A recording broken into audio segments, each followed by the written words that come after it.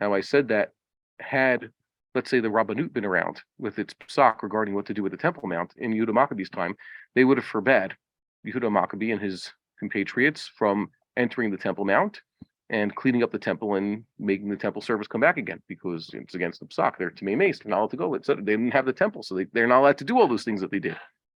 So why did they do it? And I said that with a little sarcasm to bring out that point.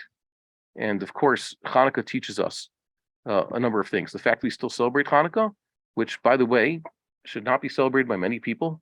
If you are militantly secular, Hanukkah is not your holiday.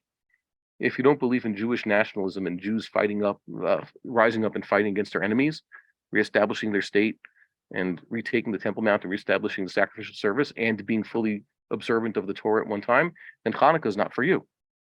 Hanukkah is when they lost. I've heard some honest militant secular people say this, like, yeah, Hanukkah is not our holiday. Fine.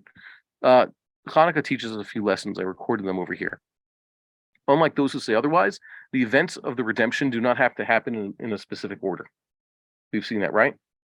There are some great rabbis wrote in the Rambam saying that, remember we saw in the 11th parak of Hilchos Melachim, not the 11th, the second to last parak, whatever it may be. The Rambam says Melech HaMashiach is destined to arise, bring back the Makabetz Nidchei Yisrael, the dispersed of Israel. He gathers in the dispersed of Israel, rebuilds the temple, and everything will be the way it's supposed to be. You know, the Malchus will come back to Yisrael and all that. Everything we would for Messianic times. So there are people who say that it has to be a specific order. A very specific, first Messiah. As a matter of fact, this is what the chief rabbi himself, the current chief rabbi, has written. We are not going to do anything with regards to the temple until the Mashiach comes. We're not supposed to do anything. Mashiach is the key, and it has to happen in that order. And great people like the Lubavitcher Rebbe and Rav Shach said it has to be Mashiach first. No kibbutz galios, no founding a state. Mashiach has to come first. The Rambam even says so, and that's what we all believe. But the problem is, in the next parak, the Rambam says no one actually knows the order of all these things. And as we say, yeah, it's a general idea. The Geula happens, and there's redemption, and the Messiah comes, and we have a Sanhedrin and the temple, etc. And the Jews are ingathered, and they're rescued from their enemies. But no one knows the order before it actually happens. And our eyes have witnessed the ingathering of the exiles and the refounding of the Jewish Commonwealth before the arrival of the Messiah. And it could very well be that we will see the reinstitution of the sacrificial service before the Messiah comes. We've spoken about this. Hanukkah teaches us that. You know why? Because Hanukkah happened in an era before the Messiah came. Yes, they had rebuilt the temple, but we're talking about Second Temple times. Second Temple times, what was that? The Babylonians had destroyed the temple and had taken the Jewish people into exile. And they came back, and it was supposed to be the redemption, but they did not come back. That is, the majority didn't come back. So the entire Second Temple time, they were trying to get back to the state that they were beforehand. Yes, they got back the temple, but they hadn't been given back their independence, for example. That's one of the things the Rambam says. It took them hundreds of years from the building of the Second Temple until Chazra Malchus Yisrael. They were vassals. They didn't have independent ruling. Who was the leader of the Jewish people from, let's say, the time of Ezra until Yehuda Maccabee's time? Who was in charge of the Jewish people? Who read the Torah at Hakel? So it says they had Kohanim Gedolim who were like that, like Shimon HaTzadik was basically standing for, he was like a shofet. Once again, Eliyahu Kohen was a shofet of the Jews. Shimon HaTzadik was leader of the Jewish people. He was not a king. He did not have an army. The Jewish people did not get an army all these centuries because they were under the thumb, first of the Persians, and then the Greeks, then the Ptolemaic Empire in Egypt, and then the Syrian Greeks. They never had that. And they had a Nasi of the Sanhedrin, the Zugos, remember? Antigonus, Ish Sochel, and the rest of them. So Nasi of the Sanhedrin, it's not by coincidence that the sages always made sure to call the head of the Sanhedrin in this era the Nasi. Why? Because Nasi means someone who for whom there is no higher office. No one stands above the Nasi. So he's a stand-in for the king in many generations. This is perfectly valid. The Jewish people always have a leader. There's always someone on top. It could be a Jephthah, or it could be a Samuel, or it could be a David. Sometimes it's a lowly figure, like I said. That's why I wrote the example, because I'll give Jephthah, a judge, a warlord, who's not a scholar even. So Hanukkah teaches us that just like Yehuda Maccabee and his brothers went ahead with what they did, fought back and formed an army, and even had a state and reinstituted the temple service without a Messiah, teaches us that we can do the same. That the halacha has no imperative whatsoever that we wait for a Messiah. Yes, it would be great if it happened through a Messiah. Then we know it would be good. But it could, it could be otherwise. And that brings us to the next point. Unlike those who say otherwise, it is possible that many historically good events happen to the Jewish people, even if not part of the ultimate redemption. The problem with this viewpoint, I can't believe I didn't think about this beforehand. I call this the Satmar viewpoint, and expressed by the current chief rabbi and these other 20th century rabbis. They think that nothing good is allowed to happen to Am Yisrael. Since we've been sent to exile, the temple is destroyed. The only time good things, and I mean historically good things for Am Yisrael, once again, the ingathering of some exiles, the founding of a Jewish state that is better for Jews at least than anything else in the diaspora. Perhaps the reinstitution of the sacrifices, even if we don't get the temple going. I would consider it a tragedy if we would live to see the institution of the Korban Pesach. We pray for it every single day, and I've really put a lot of my own money and my own life into trying to get this to happen. As you know, this was a labor of love. But what if chas v'sholom, I end up like my grandfathers, and I pass from this world before I get to see it actually happen? I know some people who told me, yeah, you'll bet on it. Like they told Rabbi Akiva, you'll be pushing up daisies before this happens. That'd be a tragedy. But maybe we could get somewhere. Just like I have been witness to something amazing. I wasn't around during the 6-Day War. I was born years after that. But you know what I have seen? The reinstitution of Jewish prayer at the Temple Mount. That happened when I was an adult.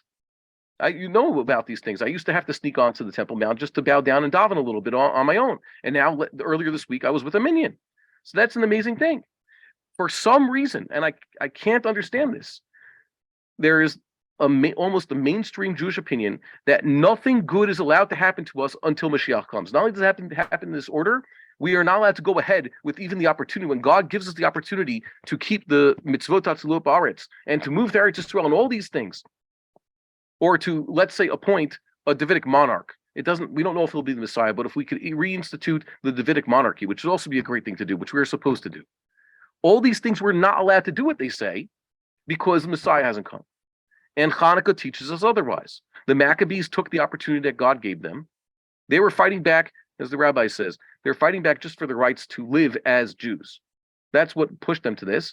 And like Rabbi Faskowitz in Queens spoke years ago about serendipity. He was in Learning in the Mir in 1967. And he was really scared about it. He was telling you could find it online, his story about being in the mirror back then. And he says serendipity is like we weren't even expecting it. The Jews then were just praying not to be massacred. And instead they got a lot more. So that's what happened basically to the Maccabees. They weren't necessarily fighting to regain the temple, but they eventually did fight for that. And they got back a lot more than they had lost. Before the Greek oppression, they didn't have a king and they didn't have Malchus. And they got back everything and better. And the generation afterwards, like John Hyrcanus told everybody, now we're wealthy. And the second temple only got better from there. Of course, eventually they got too cocky and led to destruction. That was the Roman era. But there was a few centuries when they nearly got there. And that's what Hanukkah teaches us. Have a note over here. The temple can be rebuilt. The service can be reinstituted. A great king who just comes short of being completely messianic. The Rambam says that it could very well be that a king will arise in Israel who comes close to being Mashiach. And then, it was a test. Okay, it happens. But they don't believe that. They don't allow for the Jews to get close to a redemption unless they know for certain somehow this is the Mashiach. He comes with, I don't know, a Tudah from Moses himself somehow, or Eliyahu Navi actually comes and says unequivocally with a miracle, this is Mashiach and that's it. They're not going to allow us to do anything, which makes no sense. So Hanukkah teaches us that it is permissible to do such things. And that's why we still celebrate. And by the way, that's why I think the sages, Hanukkah used to be part of a whole group of minor holidays, the Megillus Tainus, but they said this one has to stay forever. This and Purim. Purim teaches us that when they're trying to kill the Jews and we survive, we celebrate. And Hanukkah teaches us that when we come close to reestablishing our state as it is supposed to be, we're supposed to celebrate that. So this is amazing. I can't believe that these ideas about Hanukkah are missed by people. And most importantly, unlike those who say otherwise, we should never fear Gentile reprisals for us just trying to keep the Torah and the commandments. There's some people who will tell you, you can't do that. Most recent one, that whole thing with the embassy. Can't do that whole embassy thing. Trump can't do that. Why? It's going to lead to World War III. Did it lead to World War III?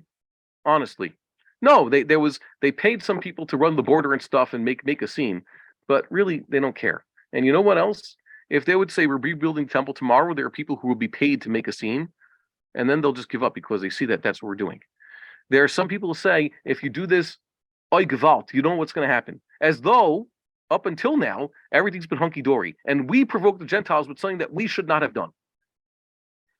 You remember Rabbi Meir Kahana's Dear World letter? We must have really upset the world to get that whole Holocaust thing happening to us. What did we do that's so wrong? By the way, you never hear our enemies say this. We should not do X, Y, and Z that might be in our best interest, or at least in our good interests, because that will upset the Jews, and then they'll do something bad to us. No one ever says that. It's only Jews of all stripes. I remember people telling me this. You do that, and you're asking for trouble. I think there's a joke. They said a couple about to get into the gas chamber, and they said, "Don't do that. Don't talk. Don't get us into trouble now. Don't raise your voice. You don't want to cause any trouble for us." Do you think the Jews did anything to deserve what was done to them throughout Christian Europe all those centuries and Holocausting? Of course not. And not only that, the fact that I go to pray at the temple in the morning and just utter a few prayers out loud is doing nothing to anybody, and certainly not any provocation that someone should have to do something to us. And we shouldn't be that way. But for some reason, there are great rabbis who think this way. There are laymen who think this way. There are leftists and seculars who think this way. There's good Jews. There's a lot of people who think this way for some reason. And Hanukkah teaches us the exact opposite. What? God expects us to want to do what he told us to do in the Torah. As a matter of fact, I think it's 100% wrong. I read the Torah once. I've read the book of Deuteronomy. And I have it on the authority of Moses himself, that it's exactly the opposite. They think you do this and that, what the Torah says, you're going to get us in trouble. Then the onesh is going to happen. So it's opposite. Moses says that the onesh happens when we do not keep the Torah. If you ignore the positive commandments and violate the negative commandments, that's when God brings about the punishment to his people. But when his people keep the Torah, that is, they do what they're supposed to do and don't do what they're not supposed to do, then God will protect them. That's what the Torah says. Yet some people have this whole backwards idea that if they would do what it says in the Torah, when they try to do it, and they have God's help doing it, then they shouldn't do it because that will result in divine wrath through the agency of the nations of the world, our enemies. Our enemies don't need excuses. And by the way, if you believe so, and there's another fellow said, no, don't go do that. You're just provoking them. You going there to daven is provoking them. I told him, you living up in Tel Zion is the biggest provocation. Just like they don't want me doing X, Y, and Z, they also don't want you.